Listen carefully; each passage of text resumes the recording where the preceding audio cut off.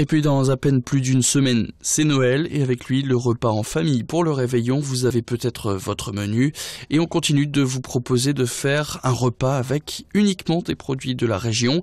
Après le meilleur boudin de France fabriqué à Neu-les-Mines, on passe directement au sucré et au dessert et même au chocolat.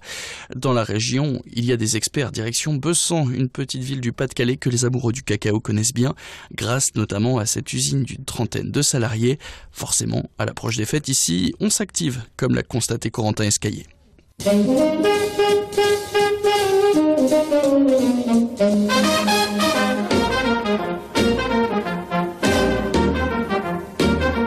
Jusqu'à 400 kg de fèves de cacao transitent par jour dans l'usine des chocolatiers de Bessan.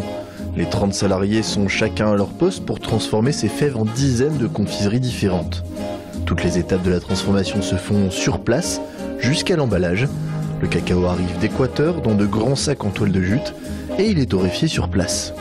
On les passe en torréfaction, une vingtaine de minutes, on va les cuire, on va développer les arômes de chocolat.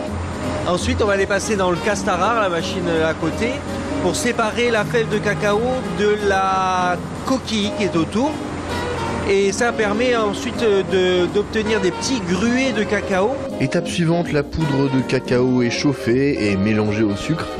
Mais comment ça marche? Alors le chocolat, la fève de cacao devient liquide quand elle est broyée à chaud. Parce qu'elle contient du beurre de cacao. Ce beurre de cacao, une fois chauffé, devient liquide. Et après, avec le phénomène de broyage, tout devient liquide. Ça fait une pâte de cacao.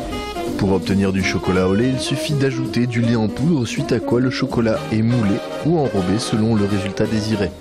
Reste l'emballage afin de montrer le meilleur du chocolat de Bessan et la vente sur place, en ligne ou dans l'une des 25 boutiques dont la marque dispose en France. Pour l'usine, il faut surtout s'assurer que pour les fêtes de Pâques et de Noël, les deux périodes phares pour le chocolatier, tout le monde puisse avoir son chocolat, tout en faisant attention à la crise de foie.